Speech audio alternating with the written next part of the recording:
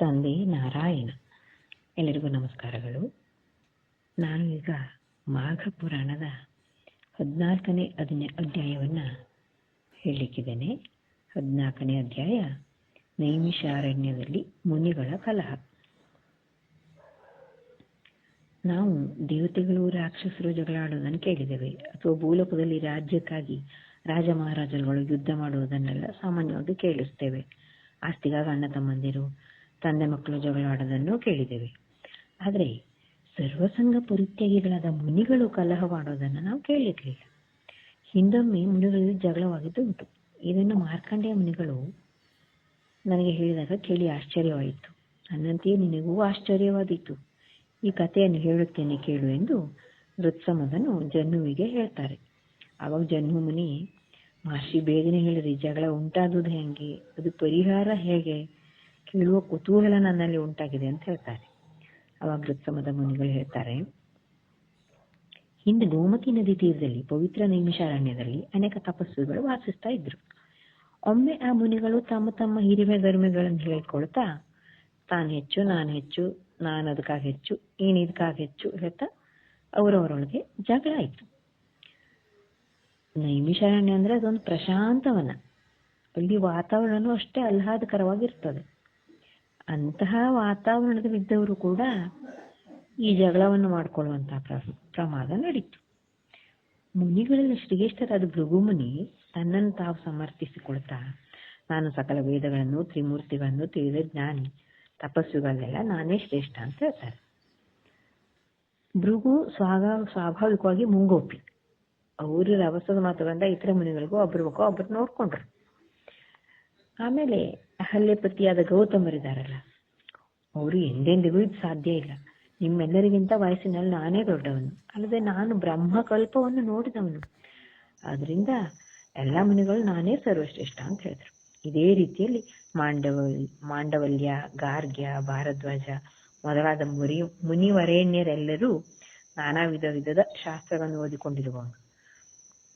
ನಾನು ಯೋಗಾಭ್ಯಾಸದಲ್ಲಿ ಪ್ರವೀಣ, ನಾನು ಸಕಲ ವೇದಗಳನ್ನು ಕರತಲಾಮಲಕ ಮಾಡ್ಕೊಂಡಿದ್ದೇನೆ, ನಾನು ಆತ್ಮಜ್ಞಾನಿ, ನಾನು ಮಹಾವಿಷ್ಣು ಮಹಾಪ್ರಿಯನಾದವನು. ಹೀಗೆ ಒಬ್ಬೊಬ್ಬರು ಒಂದೊಂದು ಮಾತಾಡ್ತಾ ಒಬ್ಬೊಬ್ರು ತಮ್ಮ ತಮ್ಮ ಆತ್ಮ ಪ್ರಶಂಸೆಯನ್ನು ಮಾಡಿಕೊಂಡ್ರು. ದೊಡ್ಡ ಜಗಳನೇ ಆಯ್ತು. ಒಬ್ರಿಗೊಬ್ರು ಹೊಡ್ಕೊಳ್ಳಿಕ್ಕೂ ಹಿಂದೆ ಮುಂದೆ ನೋಡ್ಲಿಲ್ಲ. ಕೆಲವು ಮುನಿಗಳು ಭೃಗುಋಷಿ ಜುಟ್ಟ ಹಿಡಿದು ಅವ್ರ ಬೆನ್ನಿಗೆಲ್ಲ ಗುದ್ದಿದ್ರು. ಇನ್ನು ಕೆಲವರು ಗೌತಮರ ಗಡ್ಡವನ್ನೇ ಕಿತ್ಬಿಟ್ರು.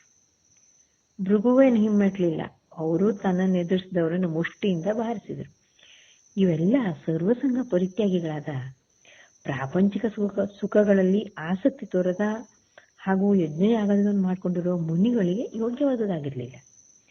ಆ ಮುನಿಗಳು ತಾವೇ ಹೊಡೆದಾಡ್ಕೊಟ್ರ ಫಲವಾಗಿ ಒಬ್ಬೊಬ್ರು ಕಣ್ಣೀರು ಸುರಿಸ್ತಾ ಇದ್ರು. ಎಷ್ಟೋ ಮುನಿಗಳ ಮೇಲು ವಸ್ತ್ರಗಳೆಲ್ಲ ಹರಿದು ಹೋದ್ವು. ನೋಡ್ಲಿಕ್ಕೆ ಒಂದು ಯುದ್ಧದ ಹಾಗೆ ಕಾಣ್ತಾ ಇದ್ವು. ಅಷ್ಟೆಲ್ಲ ಸಾಲದಂದು ಅದೇ ಟೈಮಿಗೆ ತ್ರಿಲೋಕ ಸಂಚಾರಿಯಾದ ನಾರದರು ಬರ್ತಾರೆ. ಅವ್ರು ಬಂದವ್ರು ಇಲ್ಲಿದೆಲ್ಲ ತಿಳ್ಕೊಂಡು ಒಬ್ರೊಬ್ರನ್ನು ನೀ ಭಾರಿ ಇದೆಯಾ ಅಂತ ಒಬ್ಬೊಬ್ಬರನ್ನೇ ಹೊಗಳಿ ಮತ್ತು ಜಗಳ ಏರುವ ಹಾಗೆ ಮಾಡಿದ್ರು. ಜಗಳ ಆರಂಭ ಆಗ್ಬೇಕಾದ್ರೆ ಬೇಗ ಆರಂಭ ಆಗ್ಬಿಡ್ತದೆ, ಆದ್ರೆ ನಿಲ್ಲೋದು ಕಷ್ಟ. ಈ ಕಲಹ ಪ್ರಕೋಪಕ್ಕೆ ಹೋಯ್ತು. ಅದನ್ನು ನೋಡಿದ ನಾರದ ಮುನಿಗಳು ಬೇಗನೆ ವೈಕುಂಠಕ್ಕೆ ಹೋದ್ರು. ವೈಕುಂಠಕ್ಕೆ ಹೋಗಿ ಮಹಾವಿಷ್ಣುವಿಗೆ ನಾರದಿಂದ ವಿಷಯ ತಿಳಿತು. ಮುನಿಗಳ ಅಜ್ಞಾನವಶರಾಗಿ ಹೊಟ್ಟೆ ಕಿಚ್ಚಿಂದ ಒಬ್ರಿಗೊಬ್ರು ಜಗಳ ಆಡ್ತಾ ಇದ್ದಾರೆ. ಇದೆಲ್ಲ ಮಾಯೆಯ ಪ್ರಭಾವ. ಏನೇ ಇದ್ರು ಈಗ ಮಹಾಮುನಿಗಳ ಕಲಹವನ್ನು ಬೇಗ ನಿಲ್ಲಿಸಬೇಕು ಅಂತ ಸದಾ ಬಾಲಕರಾಗಿ ಇರುವಂತಹ ಸನಕಾದಿ 4 ಮುನಿಗಳನ್ನ ಅಲ್ಲಿಗೆ ಕಳುಹಿಸಿಕೊಡ್ತಾರೆ. ಜೊತೆಗೆ ಮಾರ್ಕಂಡೇಯ ಮುನಿಯು ಹೋಗ್ಲಿ, ಮಾರ್ಕಂಡೇಯ ಜ್ಞಾನಿ ವಯೋವೃದ್ಧ ಸನಕಾದಿ ಮುನಿಗಳಿಗೂ ಮಾರ್ಕಂಡೇಯನಿಗೂ ಹಾಗೂ ಜಗಳವಾಡುತ್ತಿರುವ ಮುನಿಗಳಿಗೂ ವಾದವಿವಾದಗಳಾಗ್ತವೆ. ಆಗ ಏನಾಗುವುದು ನೋಡೋಣ, ನೀನು ಅಲ್ಲಿ ಹೋಗು ಅಂತ ಒಂದು ಪರಿಹಾರವನ್ನು ಹೇಳಿ ಕಳಿಸ್ತಾನೆ. ಶ್ರೀಹರಿ ಆಜ್ಞೆ ಅನುಸಾರ ಮಾರ್ಕಂಡೇಯರು ಸನಕಾದಿ ಮುನಿಗಳೊಂದಿಗೆ ನೈಮಿಷಾರಣ್ಯಕ್ಕೆ ಹೊರಟೋಗ್ತಾರೆ. ಎಲ್ಲ ಮುನಿಗಳನ್ನು ತನ್ನ ಸಾಂತ್ವನ ಮಾತುಗಳಿಂದ ಶಾಂತಗೊಳಿಸ್ತಾರೆ. ಜಗಳ ನಿಲ್ತದೆ. ಸನಕಾದಿ ಮುನಿಗಳು ಮಾರ್ಕಂಡೇಯನ್ ಬಂದು ಸ್ವಲ್ಪ ಹೊತ್ತಿನ ನಂತರ ಬರ್ತಾರೆ. ಆಗ ಮಾರ್ಕಂಡೇಯರು ಆ ಬಾಲಮುನಿಗಳಿಗೆ ಸ್ವಾಗತಿಸಿ ಸತ್ಕರಿಸ್ತಾರೆ, ಅವ್ರ ಪಾದಗಳಿಗೆ ನಮಸ್ಕರಿಸ್ತಾರೆ. ಆಗ ಸನಕ, ಸನಂದನ, ಸನತ್ ಕುಮಾರ ಮತ್ತು ಸನತ್ ಸುಜಾತ ಮುನಿಗಳು, ಮುನೀಂದ್ರ, ಇದೇನು ತಾವು ಮಾಡ್ತಿರುವುದು? ಈ ಎಲ್ಲ ಮುನಿಗಳ ಪೈಕಿ ಇವರು ಅತ್ಯಂತ ಕಿರಿಯರು. ಈ 5 ವರ್ಷದ ಬಾಲಕರಿಗೆ ತಾವು ಸತ್ಕರಿಸಿ ನಮಸ್ಕರಿಸಿದ್ದು ಸರಿಯೇ? ಸಪ್ತ ಮಹಾಕಲ್ಪಗಳನ್ನು ಕಂಡ ನೀವು ಇಲ್ಲಿ ಎಲ್ಲರಿಗಿಂತ ಹಿರಿಯರು ಅಂತ ಹೇಳ್ತಾರೆ. ಆಗ ಶ್ರೀಹರಿಯ ಧ್ಯಾನದಲ್ಲೇ ಸದಾ ಇರುತ್ತಿದ್ದ ಸನಕಾದಿ ಮುನಿಗಳನ್ನು ಉದ್ದೇಶಿಸಿ ಮಾರ್ಕಂಡೇಯರು ಹೇಳ್ತಾರೆ, ಸನಕಾದಿ ಮುನಿಗಳೇ, ನೀವು ಬ್ರಹ್ಮ ಮಾನಸ ಪುತ್ರರು. ನೀವು ಸದಾ ಕಾಲದಲ್ಲಿ ಶ್ರೀಹರಿ ಧ್ಯಾನದಲ್ಲಿದ್ದು ಹರಿನಾಮ ಸಂಕೀರ್ತನೆ ಮಾಡ್ತಾ ಇರುವಿರಿ. ಈ ಬಾಲ್ಯದಲ್ಲಿಯೇ 4 ಯುಗಗಳನ್ನು ಕಂಡಿರುವಿರಿ. ನೀವು 4 ಯುಗಗಳು ಹುಟ್ಟಿ ಅಂತ್ಯವಾಗುತ್ತಿರುವವು. ನಾನಾದರೂ ವಯಸ್ಸಿನಿಂದ ವೃದ್ಧ ಅಷ್ಟೇ. ಆದ್ರೆ ನಾನೇನು ಮಹಾಜ್ಞಾನಿಯಲ್ಲ, ಚಿರಂಜೀವಿಯಾಗಿದ್ರೂ ಸುಮ್ಮನೆ ಕಾಲ ಕಳೆದ್ರೆ ಏನು ಪ್ರಯೋಜನ? ಜ್ಞಾನವಿಲ್ಲದ ವೃದ್ಧನಿಗೆ ಎಷ್ಟು ವಯಸ್ಸಾದ್ರೇನು?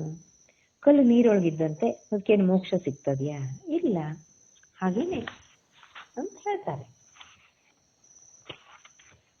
ನೀವು ಶ್ರೀಹರಿ ಧ್ಯಾನದಲ್ಲಿ ಯಾವಾಗಲೂ ನಿರತರಾಗಿರ್ತೀರಿ. ಶ್ರೀಹರಿ ಪರಮ ಪ್ರಿಯರಾಗಿದ್ದೀರಿ.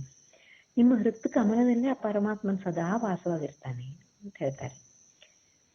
ಶ್ರೀಹರಿಗೆ ಪ್ರಿಯನಾದವನು ಪುಟ್ಟ ಬಾಲಕನಾದರೂ ವೃದ್ಧನಂತೆ ಪೂಜ್ಯನು, ಗುರುವಿನ ಸಮಾನನು. ವಿಷ್ಣುವಿನ ದಿವ್ಯ ಚರಿತೆಯನ್ನು ಕೇಳುವನು ಸಾಮಾನ್ಯ ಮನುಷ್ಯನಾದರೂ ಗೌರವಾನ್ವಿತನಾಗುತ್ತಾನೆ. ನೀವಾದರೂ ಹಗಲು ರಾತ್ರಿಗಳೆನ್ನದೆ ಯಾವಾಗಲೂ ಶ್ರೀಹರಿ ಧ್ಯಾನ ಪೂಜೆಗಳಲ್ಲಿ ನಿಮ್ಮನ್ನು ತೊಡಗಿಸಿಕೊಂಡಿರುವಿರಿ. ನಿಮ್ಮ ಜೀವನ ಸಾರ್ಥಕವಾದುದು. ನಾನಾದರೂ ಶ್ರೀಹರಿಯ ಕಥೆಗಳನ್ನು ಆಲಿಸಲಿಲ್ಲ, ಶ್ರೀಹರಿಯನ್ನು ಆರಾಧಿಸಲಿಲ್ಲ. ಹೀಗಿರುವಾಗ ನಾನೆಷ್ಟು ಹಿರಿಯನು? ನಾನು ತಮ್ಮಲ್ಲಿ ನಡೆದುಕೊಂಡ ರೀತಿಯಲ್ಲಿ ಯಾವ ತಪ್ಪು ಇಲ್ಲ ಅಂತ ಹೇಳ್ತಾರೆ. ಮಾರ್ಕಂಡೇಯನ್ ಮಾತನಾಡಿದುದನ್ನು ಕೇಳಿ ಕಲಹಪ್ರಿಯರಾಗಿದ್ದ ಮುನಿಗಳು ಒಬ್ರಿಗೊಬ್ರು ಮುಖ ನೋಡಿಕೊಂಡು ತಮ್ಮಲ್ಲೇ ಗೊಣಗಿಕೊಳ್ತಾರೆ. ಅವರಲ್ಲಿದ್ದ ಅಜ್ಞಾನ ಇನ್ನೂ ಮಾಯ ಆಗಿರಲಿಲ್ಲ. ಮಾರ್ಕಂಡೇಯನು ಹೇಳುವುದನ್ನು ಆಲಿಸಿದ ಸನಕಾದಿ ಮುನಿಗಳಿಗೆ ಮುನಿ ಹರಿಯನ್ನು ಕುರಿತು ಆಡಿದ ಮಾತುಗಳು ಪರಮ ಪ್ರಿಯವಾಗ್ತವೆ. ಅವರು, ಮುನೀಂದ್ರ, ನೀವು ಹೇಳಿದುದು ಅಕ್ಷರಶಃ ಸತ್ಯ. ಶ್ರೀಹರಿಯು ಜಗದೋದ್ಧಾರನಾಗಿದ್ದು ಎಲ್ಲಾ ಜೀವರಾಶಿಗಳಲ್ಲಿ ಸರ್ವಶ್ರೇಷ್ಠನು. ಶ್ರೀಹರಿಯ ನಾಮ ಸಂಕೀರ್ತನೆಯಿಂದ ಪ್ರತಿ ಮಾನವನು ಪರಿಶುದ್ಧನಾಗುವನು. ಶ್ರೀಹರಿಯ ಪಾದೋದಕವು ಅತ್ಯಂತ ಶ್ರೇಷ್ಠವಾದುದು. ಹರಿಭಕ್ತನಾಗದವನು ಎಷ್ಟೋ ದಾನ ಧರ್ಮಗಳನ್ನು ಮಾಡಿದರೂ ವ್ಯರ್ಥ. ಶ್ರೀಹರಿಯ ಪೂಜೆ ಮಾಡದ ಕೈಗಳು ಇದ್ದರೂ ಒಂದೇ, ಇಲ್ಲದಿದ್ದರೂ ಒಂದೇ. ಶ್ರೀಹರಿಯ ಪೂಜೆಯಿಂದ ಎಲ್ಲ ಪಾಪಗಳು ದೂರ ಆಗ್ತವೆ. ಪ್ರಹ್ಲಾದ, ಧ್ರುವ, ದ್ರೌಪದಿ, ಅರ್ಜುನ ಇವರೆಲ್ಲ ನಾರಾಯಣನನ್ನು ನಂಬಿ ಅವನ ಧ್ಯಾನದಿಂದ ಪುನೀತರಾದರು. ವಿಭೀಷಣ ರಾಕ್ಷಸನಾದರೂ ಶ್ರೀರಾಮನ ಭಕ್ತನು. ಹನುಮಂತ ರಾಮನಲ್ಲೇ ಒಂದಾದನು. ಹನುಮ ಒಲಿದರೆ ರಾಮನೂ ಒಲಿಯುವನು. ಶ್ರೀಹರಿಯ ಗುಣಗಾನ ಮಾಡುವವನೇ ಶ್ರೇಷ್ಠನು ಅಂತ ಹೇಳ್ತಾರೆ. ಸನಕಾದಿ ಮುನಿಗಳ ಮಾತುಗಳನ್ನು ಆಲಿಸಿದ ಗೌತಮಾದಿ ಮುನಿಗಳು ತಮ್ಮ ವರ್ತನೆಗೆ ನಾಚಿಕೊಂಡ್ರು. ಆಗ, ನಮಗೆ ಭಗವಂತನು ನೀಡಿರುವ ಆಯಸ್ಸಿನ ಅವಧಿಯಲ್ಲಿ ಶ್ರೀಹರಿ ಧ್ಯಾನ ನಿರತರಾಗದೆ ಒಬ್ರಿಗೊಬ್ರು ಅಹಂಕಾರ ಮತ್ಸರಗಳಿಂದ ವೃಥಾ ಜಗಳ ಮಾಡಿದೆವಲ್ಲ, ನಾವು ಮುನಿಗಳನ್ನು ಹೇಳಿಕೊಳ್ಳಿಕ್ಕೆ ನಾಚಿಕೆ ಆಗ್ತದೆ ಅಂತ ಆವಾಗ ಅವರಿಗೆ ತಿಳುವಳಿಕೆ ಬಂತು. ಬಳಿಕ ಪ್ರತಿಯೊಬ್ಬರು ಸನಕಾದಿ ಮುನಿಗಳಿಗೆ ನಮಸ್ಕರಿಸಿ, ಮುನಿಗಳೇ, ತಾವು ಇಲ್ಲಿಯವರೆಗೂ ಬಂದು ನಮ್ಮ ಅಜ್ಞಾನವನ್ನು ಹೋಗಲಾಡಿಸಿದಿರಿ. ನಿಜಕ್ಕೂ ನಾವೆಲ್ಲ ಅಜ್ಞಾನವಶರಾಗಿ ಶ್ರೀಹರಿಯನ್ನು ಮರೆತು ಕದನ ಮಾಡ್ತಾ ಇದ್ದೆವು. ಹಿಂದಾದರೂ ತಮ್ಮಿಂದ ಶ್ರೀಹರಿಯ ಕಥೆಯನ್ನು ಕೇಳುವ ಅವಕಾಶ ಆಯ್ತಲ್ಲ, ತಾವು ಆ ಭಗವಂತನ ಚರಿತೆಯನ್ನು ಹೇಳ್ಬೇಕು ನಮಗೆ ಅಂತ ಪ್ರಾರ್ಥಿಸ್ತಾರೆ. ಶೌನಕಾದಿ ಮುನಿಗಳು ತಮ್ಮ ಅಜ್ಞಾನವನ್ನು ಕಳೆದುಕೊಂಡುದರಿಂದ ಮಾರ್ಕಂಡೇಯ, ನಾರದರು, ಸನಕಾದಿ ಮುನಿಗಳು ತಾವು ಬಂದ ಕಾರ್ಯ ಸಿದ್ಧಿ ಆಯಿತೆಂದು ವೈಕುಂಠಕ್ಕೆ ಹಿಂದಿರುಗಿ ಹೋಗಿ ಪರಮಾತ್ಮನಲ್ಲಿ ನಡೆದುದನ್ನೆಲ್ಲ ಹೇಳ್ತಾರೆ. ಶ್ರೀಮನ್ ನಾರಾಯಣನು ಸೂತ ಮುನಿಯನ್ನು ಕರೆಯಿಸಿ ನೈಮಿಷಾರಣ್ಯಕ್ಕೆ ಹೋಗಿ ಶೌನಕಾದಿ ಮುನಿಗಳಿಗೆ ಶ್ರೀ ಮಹಾವಿಷ್ಣುವಿನ ಕಥೆಯನ್ನು ಹೇಳಿ ಬರಲು ತಿಳಿಸ್ತಾರೆ. ಜಗನ್ನಾಟಕ ಸೂತ್ರಧಾರಿ ಶ್ರೀಹರಿಯ ಆಜ್ಞೆಯನ್ನು ಶಿರಸಾವಹಿಸಿ ಸೂತರು ನೈಮಿಷಾರಣ್ಯಕ್ಕೆ ಬಂದು ಶೌನಕಾದಿ ಮುನಿಗಳಿಗೆ ಪರಮಾತ್ಮನ ದಿವ್ಯ ಚರಿತ್ರೆಯನ್ನು ಹೇಳ್ತಾರೆ. ವೃತ್ಸಮದನು ಜನ್ಹುವಿಗೆ ಮುನಿಗಳ ಕಲಹದ ಪ್ರಸಂಗವನ್ನು ತಿಳಿಸಿ, ಜನ್ಹು, ತಿಳಿದೆಯಾ, ಮಾಘ ಮಾಸಾಧಿಪತಿಯಾದ ಶ್ರೀಹರಿ ಎಲ್ಲರಲ್ಲೂ ಶ್ರೇಷ್ಠ. ಅವನ ನಾಮಸ್ಮರಣೆಯಿಂದ ಚಿಂತೆಗಳು ದೂರ, ಪಾಪಗಳು ದೂರ, ಭವಬಂಧನದಿಂದ ಬಿಡುಗಡೆ ಹೊಂದಲು ಶ್ರೀಹರಿಯ ನಾಮ ಜಪಿಸುವುದು ನಮಗಿರುವ ಸುಲಭೋಪಾಯ ಅಂತ ಹೇಳ್ತಾರೆ. ಇನ್ನೇನುಂಟು, ಮಾಘ ಮಾಸದಲ್ಲಿ ಮಹಾವಿಷ್ಣುವಿನ ಸ್ಮರಣೆ ಮಾಡುವುದೇ ಮುಖ್ಯ, ಅರಿತುಕೊಳ್ಳಿ. ಇದು 14ನೇ ಅಧ್ಯಾಯವಾಗಿದೆ. ಎಲ್ಲರಿಗೂ ಧನ್ಯವಾದಗಳು. ತಂದೆ ನಾರಾಯಣ.